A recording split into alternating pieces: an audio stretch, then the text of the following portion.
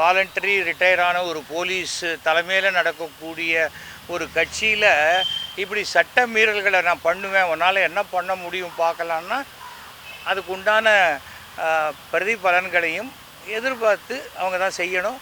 இல்லை அதை அதுக்கு உண்டான தண்டனை இருந்தால் அது தண்டனையை அனுபவித்து தான் ஆகணும்.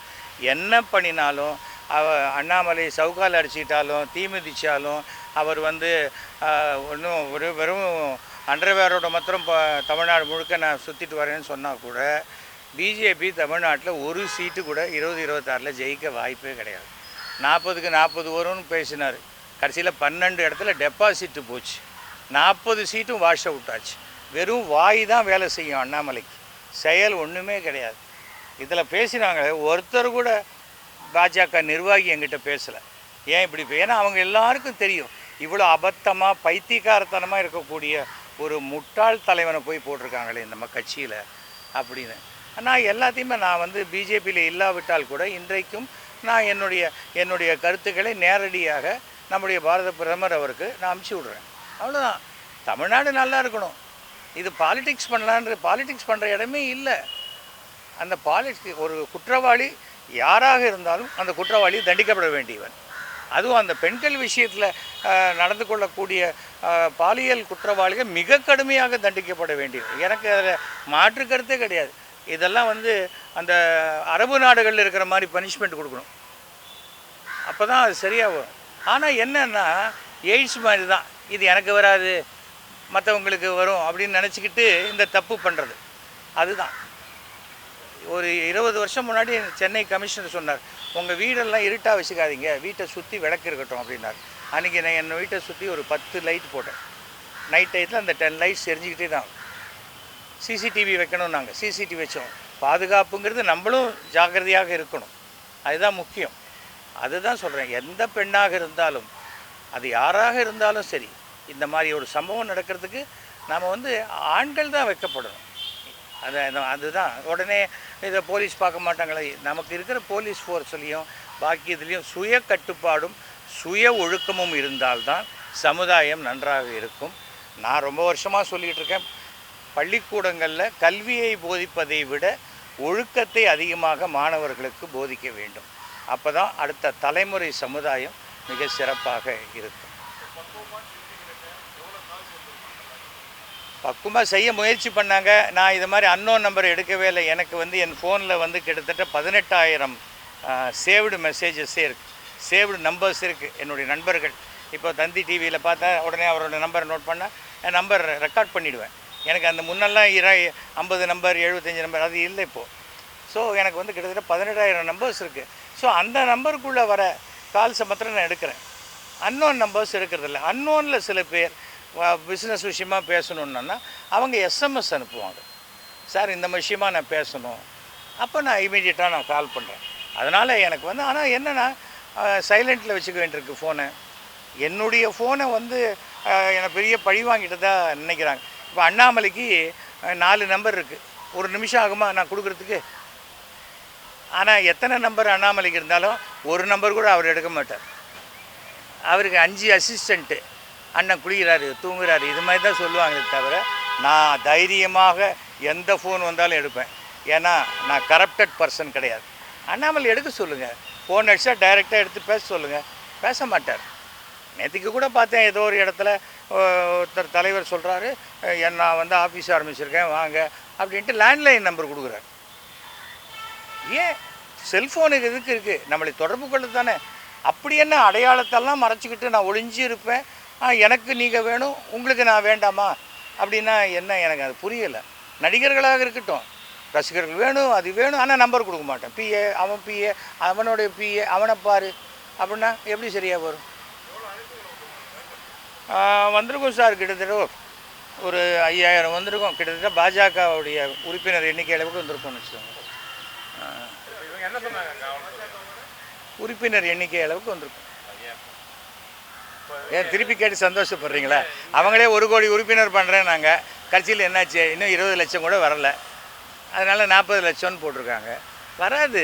ஏனென்றால் எப்பொழுதுமே நான் செய்த சாதனைகளை சொல்ல வேண்டும் அல்லது செய்ய போகின்ற நல்லவைகளை சொல்ல வேண்டும்.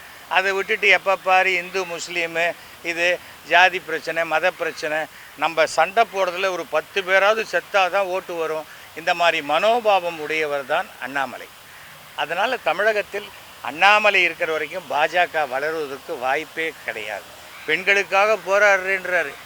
இதே கேசவ விநாயகத்தின் மேலே இந்த பாஜகவில் இருக்கக்கூடிய கேசவ விநாயகர் 167 பெண்கள் புகார் கொடுத்துருக்காங்கன்னு தினமலர்லேயே 2வது பக்கத்தில் போட்டு விசாகா கமிட்டி அமைக்கணும்னு வந்தது 2 வருஷம் முன்னாடி. அவரும் இங்கேயே தான் இருக்கார். எதற்காக சொல்கிறேன், நான் சின்ன வயசுலேருந்து இந்த கோஎஜுகேஷனில் படிக்கிற பசங்கள்லாம் நல்லா இருப்பாங்க, வாடா பொடின்னு பேசிக்கிட்டு சந்தோஷமாக இருப்பாங்க.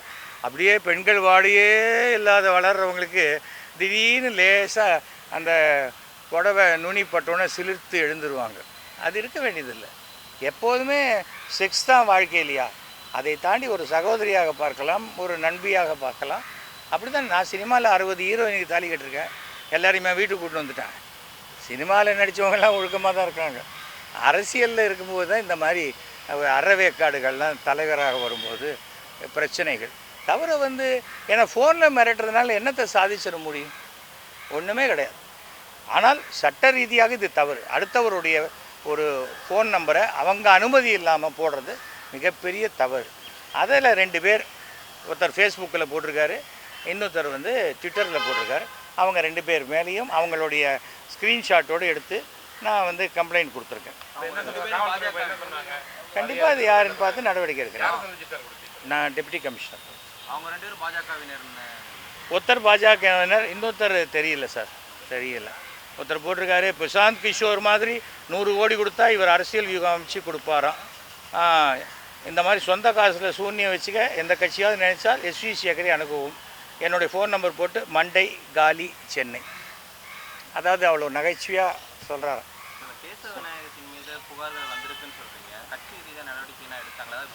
யார் மேலேயும் நடவடிக்கை எடுக்கல சார். டெல்லி தமிழ்நாட்டை பாதர் பண்ணவே இல்லை.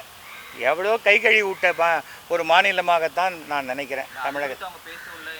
இல்லை சார், நான் ஒரு தடவை மோடி அவர்களே ராத்திரி 11:45 மணிக்கு அவருக்கு ஒரு லெட்டர் கொடுக்குறேன் டெல்லியில். அப்படி அந்த பக்கமாக நிறுத்திட்டு அங்கே போய் ஆஃபீஸில் லெட்டர் கொடுத்துட்டு வரேன். காலையில் 8 மணிக்கு அவருடைய ஆஃபீஸ்லேருந்து ஃபோன், பிரைம் மினிஸ்டர் உங்கள் லெட்டரை படிச்சுட்டாரு, நான் அவர் ஜேபி நட்டா ஆஃபீஸ்க்கு இன்ஸ்ட்ரக்ஷன் கொடுத்துருக்காரு, நீங்கள் ஜேபி நட்டாவை பாருங்கன்னு. ஜேபி நட்டாவுக்கு ஃபோன் பண்ணால் 3 நாள் அவருக்கு ஃபோனே எடுக்க முடியல. அதனால் தலை மட்டும் சரியாக இருந்தால் போகிறது, சுற்றி இருக்கிற வால்லாம் சரியாக அப்படி தலைக்கு தலை ஆடிட்டு இருந்தாக்க அது வாய்ப்பே கிடையாது. ஆட்சி 3 தடவை முடிஞ்சு போச்சு. பிஜேபியோடைய ஆட்சியும் முடிஞ்சிருச்சு அங்கே. அவ்வளோதான். சாதாரண குதிரை கிடைச்சாக்கள் அது கோடு போட்டு வரி குதிரை ஆக்கிடுறாங்க நிர்மலா சீதாராமன். வரி இல்லாத எதுவுமே அவங்களால பார்க்க முடியல. மக்களுக்கு, நடுத்தர மக்களுக்கு என்ன நல்லது செய்யணுமோ அதை செய்யாத வரைக்கும் எந்த கட்சியும் இனிமேல் ஆட்சிக்கு வர முடியாது. ஒன்றுமே கிடையாது சார். பிரபலமானவன் புத்திசாலி காம்ப்ளெக்ஸ் வந்துடும். ஐயோ நமக்கு அவ்வளோ புத்தி இல்லையே, நம்ம இவ்வளோ பிரபலமாக இல்லையேன்னு ஒரு இன்ஃபீரியாரிட்டி காம்ப்ளெக்ஸ், அவ்வளோதான். இது ஒன்றும் அண்ணாமலைக்கு அதிகம், பொன்னாருக்கு இருந்தது, அதுக்கு முன்னாடி இருந்த தமிழிசைக்கு இருந்தது, எல்லாருக்கும் இருந்தது. ஒரு 2011 சேர்ந்தேன். ஷோ சொல்லி மோடி அவர்கள் என்னை அழைத்து நான் சேர்ந்தேன். இன்னி வரைக்கும் என்னை சரியாகவே யூஸ் பண்ணிக்கல. எலெக்ஷன் வரும்போது இவங்க சொல்லுவாங்க, அவரை பயன்படுத்திடாதீங்க, ஏன்னா ஒரு 100 ஓட்டு எக்ஸ்ட்ரா வந்துடுமே. வந்துருச்சுன்னா என்ன பண்ணுறது? இல்லை சார், நான் வெளியில் வந்துட்டேன். ஒரு கட்சி என்பது என்ன, அது வளர்கிறதுக்கு யாராக இருந்தாலும் பயன்படுத்திக்கணும். ஒரு போருக்கு போகிற மாதிரி தான், நீ வாங்கணும். கூட இருக்கிறவங்க எல்லார் தலையும் வெட்டிக்கிட்டு தனியாக கத்தி எடுத்து போனால் நீ என் தலையை வெட்டி எப்படி கோயம்புத்தூரில் தோற்று போன மாதிரி தான். 39 பேரும் தோக்கணுன்ட்டு ஒருத்தர் வேலை செஞ்சால் அந்த 39 பேரும் இவர் தோக்கணும்னு வேலை செய்ய மாட்டாங்களா? அவ்வளோதான். வேறு என்ன இருக்குது? எனக்கு எல்லா கட்சியும் ஒன்று தான். இப்போ நான் எந்த கட்சியும் சேராதவன். என்னுடைய சமுதாயத்திற்கு யார் நல்லது செய்கிறார்களோ அவர்களுக்கு ஆதரித்து நான் பிரச்சாரம் பண்ணுவேன். ஆமாம், கவர்னரை பார்க்குறது என்ன சார், அவரும் ஃப்ரீயாக தானே இருக்கார். யார் கூப்பிட்டாலும் போய் பார்த்துடலாம். நான் கூட அவரை பார்க்கணுன்னு ஒரு தடவை கேட்டேன், பதிலே வரல. நான் உங்களை பார்க்கணுன்னு கேட்ட லெட்டரை நான் வாபஸ் வாங்கிக்கிறேன், இனிமேல் நீங்கள் உங்களை பார்க்க எனக்கு விருப்பம் இல்லைன்னு நானே திருப்பி பதில் போட்டேன். அதுக்கப்புறம் கேட்டாராம், அவர் யார் அவருன்னு கேட்டார். எனக்கு என்னதுக்கு கவர்னரை பார்த்து, நான் எனக்கு என்ன, சும்மா பல கவர்னரை பார்த்துருக்கோம், அது மாதிரி பார்த்துட்டு வரலாம், அவ்வளோதான். தான் இது மாதிரி நம்ம அதுக்கு மேலே வேறு என்ன இருக்குது? என்ன ஃபங்க்ஷனுக்கு கூப்பிடுவாங்க, ஒரு டீ கொடுப்பாங்க, யாராவது வீணை வாசிச்சுட்டு இருப்பாங்க, அவ்வளோதானே. அதுக்கு மேலே அங்கே போயிட்டு என்ன பண்ண போகிறோம்?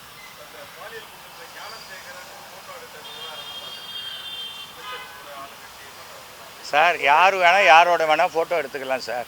ஆனால் இந்த மாதிரி சம்பந்தப்பட்ட பிறகு அப்படிப்பட்டவன்னு தெரிஞ்ச பிறகு ஒருத்தன் ஃபோட்டோ எடுத்துக்கிட்டால் நீங்கள் அப்போ சொல்லலாமே தவிர அதுக்கு முன்னாடி சொல்கிறதுல எனக்கு எந்த நியாயமும் இருக்கிறதா படலை.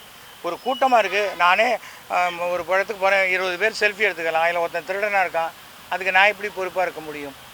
அதெல்லாம் நம்ம சொல்ல முடியும். தவிர இப்போ நடந்த சம்பவத்தை எந்த ஒரு சராசரி குடிமகன்லேருந்து யாருமே ஆதரிக்க மாட்டாங்க. மிகப்பெரிய அயோக்கியத்தனம், அநியாயம். அது குற்றவாளிகள் தண்டிக்கப்படணும், அவ்வளோதான். அதை தாண்டி அதை அரசியலாக்கிட்டு போனால் அதனால் ஒரு ஓட்டு கூட கிடைக்காது. தவிர எப்போவுமே ஏன்பா இப்படி பண்ணிட்டேனா, அவன் பண்ணலையா அவன் பண்ணலையான்னா இது என்ன பதிலா? நீ பண்ணினியா இல்லையா, அவ்வளோதான் இருக்கணும். அந்த பதில் சொல்லாத வரைக்கும் அது குழப்படி அரசியலாகத்தான் இருக்கும். அது எனக்கு பழக்கமே இல்லை. கார்த்தால் வரும்போது கூட வணக்கம் சார்ண்ணா, சார்னு என்னை கூப்பிடாது ஏன்னு சொல்லிட்டு வந்தேன், அவ்வளோதான். யார் அந்த சாராக இருந்தால் எனக்கு என்ன சார்? போலீஸ் ஒரு விசாரணை நடத்திக்கிட்டு இருக்காங்க. அதுக்கு முதல்ல நடுவில் நம்ம ஏன் இன்வெஸ்டிகேட் பண்ணணும்? அவசியமே இல்லையே சார். எத்தனை கேஸ் ரெஜிஸ்டர் ஆகுது, எத்தனை கேஸ் நடந்துகிட்ருக்கு, எல்லாத்துலேயுமே நம்ம பூந்து யார் அவர் யார் என்னன்னு நம்ம கேட்குறோமா? இதே அரசியலாக்கணும் இல்லை பரபரப்பாக்கணும் அப்படிங்கிற எண்ணத்தில் வேணால் சொல்லலாமே ஒழிய இது இன்னொருத்தருடைய அவருடைய கடமைகளை நம்ம இன்டர்ஃபியர் பண்ணுற மாதிரி தான் நான் நினைக்கிறேன்.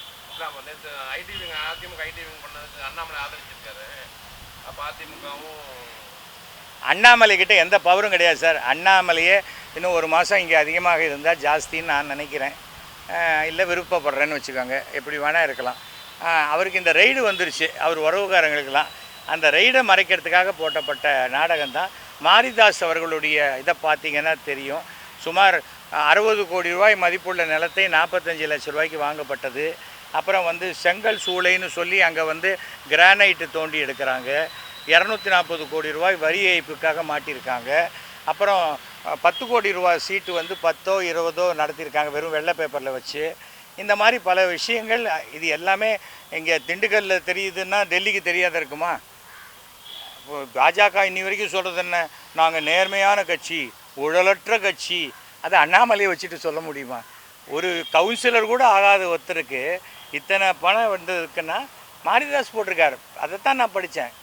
எனக்கு என்ன இருக்குது? அண்ணாமலை சம்பாதிக்கிறாரு, அண்ணாமலை மாட்டிக்கிறாரு, எனக்கு என்ன, எந்த விதத்துலேயும் இல்லை. அதுக்காக நான் என்ன சொல்ல வரேன், சரியான சாதாரணமாக எல்லாரும் சராசரிக்கும் கீழே இருக்கக்கூடிய அரசியல்வாதி பண்ணுற அரசியலை பண்ணினா தமிழ்நாட்டில் பாஜக வளராது.